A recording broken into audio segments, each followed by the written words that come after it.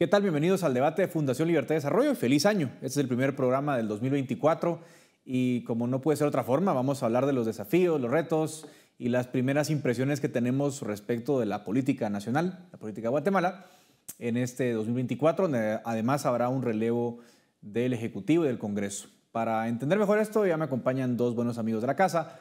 Por una parte está Renzo Rosal, él es politólogo y catedrático universitario, y también Cristian Castillo, también catedrático universitario, politólogo y pues investigador del IPNUSAC. Ambos bienvenidos y gracias siempre por acompañarnos y ayudarnos a entender esta compleja coyuntura.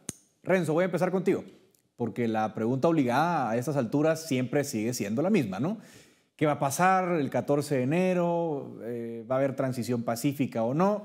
Ustedes saben cuál es mi posición como abogado. Yo creo que los elementos más o menos están dados para que haya posesión. Hay una sentencia de la Corte, pero obviamente siempre hay que entender la variable política y por eso comienzo con esa pregunta. Renzo, ¿cómo ves tú las aguas de acá al 14 de enero?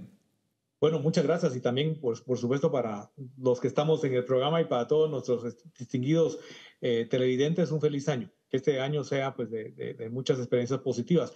Respondiendo concretamente a la pregunta, creo que si bien es cierto que durante los últimos 3, 4 meses hemos vivido una serie de avatares en el país, creo en particular que las circunstancias que rodearon el mes de octubre, el hecho de protagonismo de las organizaciones sociales, las organizaciones indígenas, sumado a la puesta en práctica de una serie de acciones bastante ya más fuertes por parte de la comunidad internacional, particularmente del gobierno de Estados Unidos y de la Unión Europea y del mismo Parlamento Europeo, creo que esa sumatoria ha dado como resultado que los riesgos, los temores de la no transición se han descifrado considerablemente.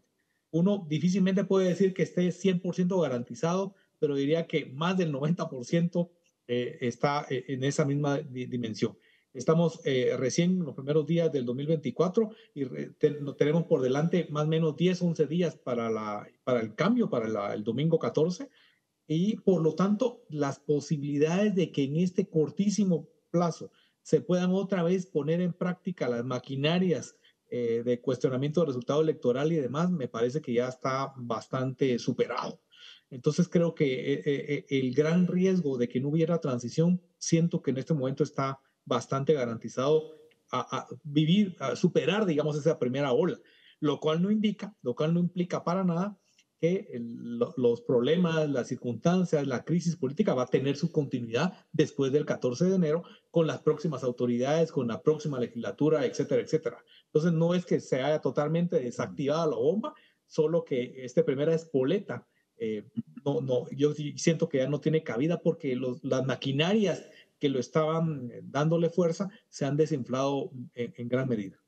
Bueno, yo para darle seguimiento a la pregunta, Cristian, pues claro, vamos a hablar también de esos desafíos post 14 de enero, pero hablando de lo que podría ser la transición, bueno, está la sentencia de la Corte el 14 de diciembre que dice, que ojo, le dice al Congreso que ellos solamente dan posesión, que no les corresponde calificar, negar, rehusarse a juramentar al presidente, incluso a los diputados, Muy interesante en ese fallo, no se le ha puesto mucha atención, pero incluso la Corte recuerda fallos de 2020 donde reafirma que simplemente se les califican las credenciales en el sentido que los electos tienen que presentarse, acreditar que son diputados electos y punto. El Congreso solo juramenta, no tiene ninguna vela en ese entierro. Entonces, eso despejó, creo yo, algunas dudas por ese lado. Luego, Cristian, del lado del Tribunal Supremo Electoral, que ha sido duramente atacado, hay 4 magistrados titulares que perdieron la inmunidad por una votación del Congreso al filo de la medianoche, el 30 de noviembre. Se les intentó atacar vía amparos, pero ayer la Corte Suprema de Justicia no otorgó amparos provisionales, es decir, no atendió las peticiones de 2 interesados que lo que buscaban era declarar vacantes esos cargos. O sea que el TSE, digamos, se mantiene incólume. ¿Por qué lo digo? Porque otro escenario era pensar que se especulaba, ¿no? Como en Guatebolas, que si TSE podía anular elecciones o no las podía anular. Parece que esa puerta también está cerrada. Los antejuicios contra el binomio electo, por razones de tiempo, no corren de aquí al 14. ¿Estás de acuerdo con esa lectura más o menos general? ¿Y quisieras agregar algo más, Cristian? Bueno, yo creería que a la lectura que ha hecho Edgar, muy muy completa, hay que sumarle el hecho de que la institucionalidad del sistema republicano funcionó. Es decir, los pesos y contrapesos de la República Guatemalteca contra todo pronóstico han operado. Se esperaba que de pronto la entente oficialista que ha mantenido pues cierta disciplina prácticamente hasta el cierre del año 2023, tanto en el Congreso de la República como en otros entes de control financiero, político, de derechos humanos, etcétera. A pesar de ese alineamiento de poderes bajo la autoridad del organismo ejecutivo, a pesar de ello, no logran romper con el proceso electoral, no logran romper con la dinámica de controles cruzados y afortunadamente estamos, como bien ya decía don Renzo, a días de la toma de posesión. Me parece que los grandes retos no están en que asuman las autoridades electas, sino el gran reto está en los primeros pasos, porque el país ha iniciado con una dinámica muy distinta a la de las transiciones anteriores, inclusive muy distinta a la del Año Nuevo tradicional en Guatemala, en donde el país empieza a arrancar recién el 5 o 6 de enero. Ahorita la dinámica ha sido muy ajetreada. Estamos en el debate de la readecuación presupuestal. En el Ministerio de Finanzas están haciendo todo el proceso de activación del presupuesto del año pasado porque queda en suspenso la aprobación del presupuesto que fue inclusive sancionado por el presidente para el año 2024 y esto obliga a que desde el primer día de enero empiecen ya la maquinaria institucional del Estado a funcionar. Esto me parece que es un buen mensaje, me parece que lanza un buen mensaje a la comunidad internacional de que nuestra democracia, a pesar de todos sus retos y todas las críticas que le podamos hacer, funcionó correctamente tanto en el componente electoral como en este componente de controles cruzados del modelo republicano. Bueno, es una lectura interesante. Ahora hablemos de lo que viene en estos días, porque vamos a ver, parada número 1, Congreso. Me refiero a la legislatura entrante, Renzo. Lo comentamos fuera de micrófonos. Semilla tiene 23 diputados, tendrá 23 diputados más bien en la legislatura entrante. Tendrá que conseguir 81 votos si quiere presidir junta directiva y bueno, hay otras coaliciones buscando también presidir esa junta directiva del Congreso. ¿Qué debería estar pensando el gobierno entrante respecto del Congreso? ¿Tiene que jugar a pesar de que parece que los números no le favorecen? ¿Qué debería estar pasando por ahí en tu lectura? Bueno, precisamente estábamos fuera de micrófono comentando algo al respecto y un poco el dilema es si presentar una planilla a sabiendas de que probablemente los números no le den, me refiero a la bancada hoy oficialista de Semilla, o no hacerlo para no erosionarse y para no desgastarse, digamos, de inicio prematuramente. Ese es un dilema que hay que solventar. De pronto, y la conclusión, digamos, que se planteaba antes del inicio formal acá, era la importancia de que se presentara. Precisamente, aunque a sabiendas de que puedan perder la votación y que no logren obtenerlos, el hecho de que tienen que jugar y que tienen que, inclusive de inicio, buena parte de los integrantes de la bancada del Partido Semilla son nuevos y el hecho de comenzar a jugar en esas líneas. Y bueno, ese es un primer detalle importantísimo, porque evidentemente el componente ahora, lo que hemos denominado en las últimas 2 legislaturas, la alianza oficialista, ahora se transforma en la alianza de oposición. Pero más o menos la composición de esas fuerzas termina siendo, digamos, números más, números menos, muy similar. Y por lo tanto vamos a también a probar, ese es el segundo punto, qué tanto esta locomotora o qué tanto esta fuerza de la hoy, de aquí en adelante, o del 14 de enero en adelante de oposición, va a lograr tener fuerza, o si al interior ya sufrieron también escisiones, también ya tuvieron fragmentaciones y que de pronto van a lograr tener control de junta directiva, de comisiones de trabajo, pero no toda la fuerza que se estimaría en más o menos 110 diputados, una cosa por el estilo. El otro punto importante va a ser precisamente el tercer elemento, tiene que ver con los mensajes que el presidente electo Bernardo Arévalo ha lanzado en semanas anteriores. Es decir, a sabiendas de que la posibilidad de generar alianzas en el Congreso llevan, como ya mencionamos, las de perder, cómo generar alianzas con actores fuera del Congreso.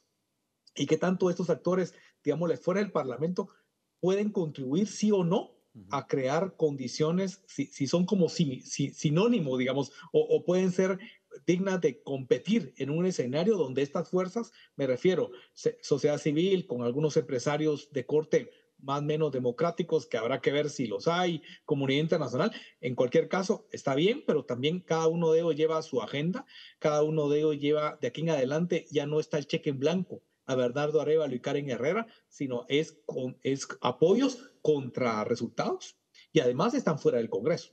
O sea, no suman números, no suman votos en el Congreso. Entonces yo creo que por ahí vienen estos asuntos.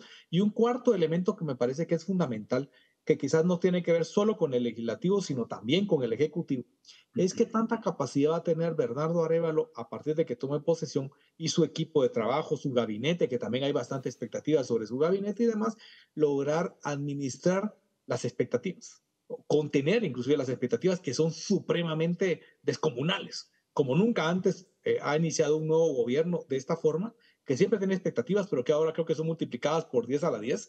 ¿Y qué tanto administras? ¿Qué tanta capacidad de administración va a tener de eso? Porque las posibilidades de concretar resultados políticos creo que van a ser bastante complicadas, porque no hay que olvidar que la entente de actores de oposición o los antidemocráticos están ahí. Claro. Y hay un escenario de, entre comillas, convivencia, ¿verdad? La fiscal general está ahí. No sé por cuánto tiempo, pero va a estar ahí. El sistema de justicia está ahí, con sus altas y sus bajas, pero está ahí. El Congreso también. Entonces, también cómo poder gobernar en esas condiciones bastante precarias y qué tanto todo esto va a dominar la agenda de este año, qué tanto este año va a ser, digamos, en resumen, absolutamente inestable. Compliquemos la ecuación a Cristians. A ver, está el tema de Congreso. Yo sé, Cristians, que tu posición va en que habría que pelear la Junta Directiva. Tal vez para que la audiencia tenga un poco de contexto, recordarles por qué es importante la Junta Directiva. Recordemos, probablemente la última vez que un ejecutivo no tuvo Junta Directiva fue el primer año de Jimmy Morales, ¿no? Cuando Mario Taracena de la UNE presidía el Congreso con mucha habilidad política, por cierto, ¿no? Porque fue el protagonista los primeros meses.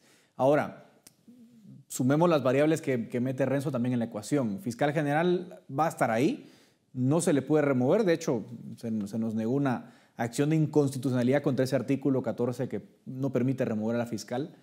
Tercero, también, Cristian, hay que recordar que viene elección de Corte Suprema de Justicia, que también va a ser un tema relevante. ¿Cómo conjugamos todos esos elementos a la luz de lo que se viene?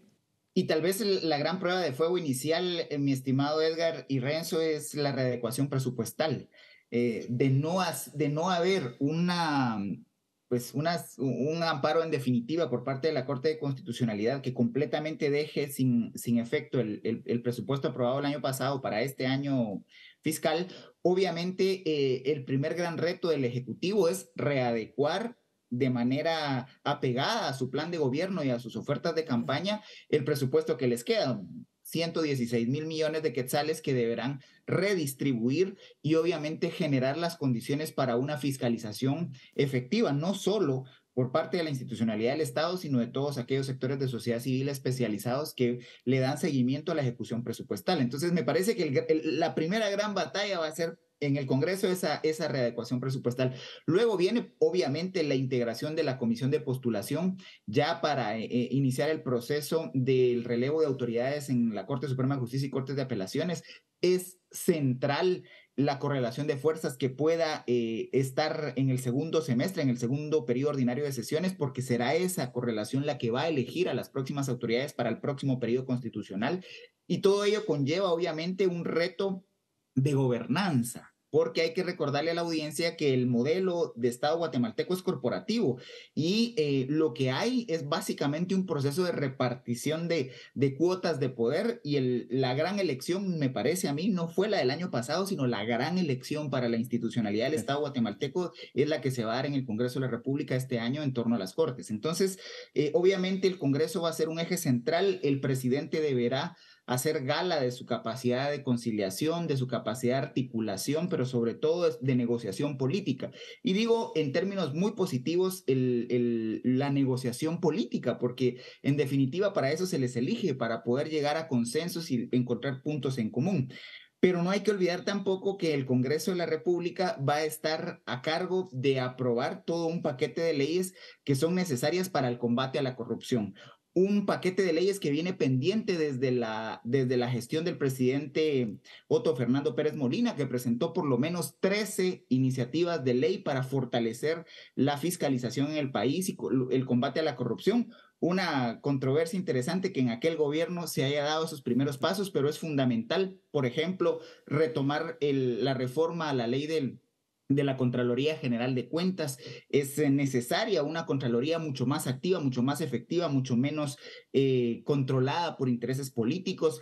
Es fundamental también darle seguimiento a por lo menos 8 leyes que quedaron pendientes de ese paquete. Y esto porque es la principal oferta del partido Movimiento Semilla, que obviamente deberá dar resultados cuasi inmediatos.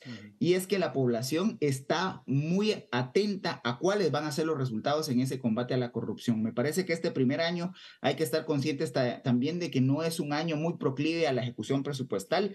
Las maquinarias del Estado son difíciles en readaptarse y obviamente las autoridades entrantes tendrán un reto fundamental para ser ejecutivos a la hora de pues cumplir con las ofertas que hicieron en la campaña. Bueno, se lo voy a complicar. Me queda poco tiempo, así que les voy a pedir a los dos 1 minuto o 2 para responder esta última pregunta. Pero claro, yo estoy de acuerdo. Gobierno nuevo, muchos retos, expectativas altas, pero a ver, ¿cómo cohabitar con el Congreso que viene? Con la Fiscalía que está persiguiéndote, porque esa Fiscalía va a seguir. ¿Cuáles son los pasos clave que debería dar el gobierno entrante, Renzo?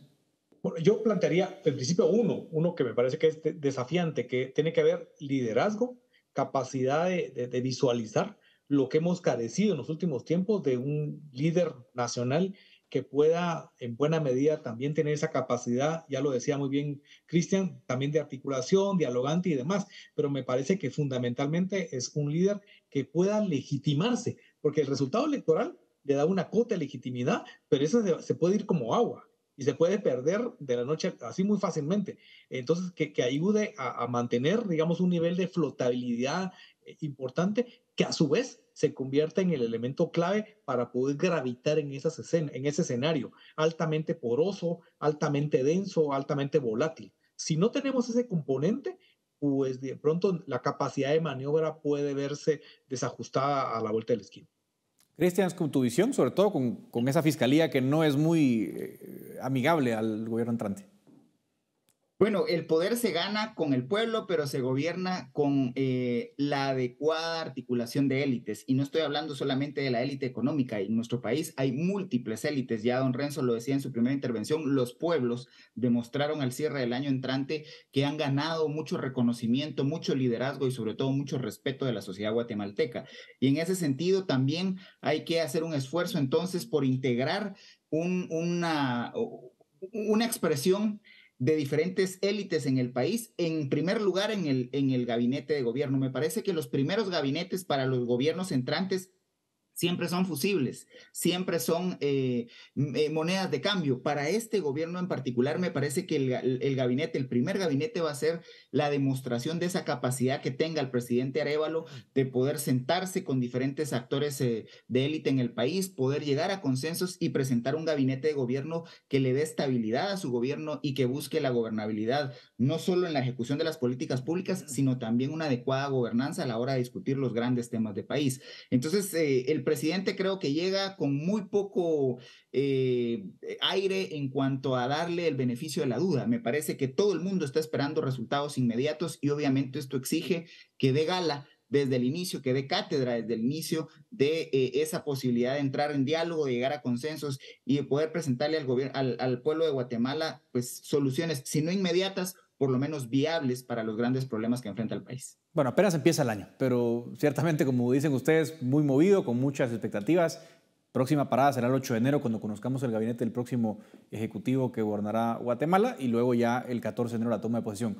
Muchas gracias, Renzo Rosal, Cristian Castillo, por acompañarme. Hasta aquí llega el debate de Fundación Libertad y Desarrollo.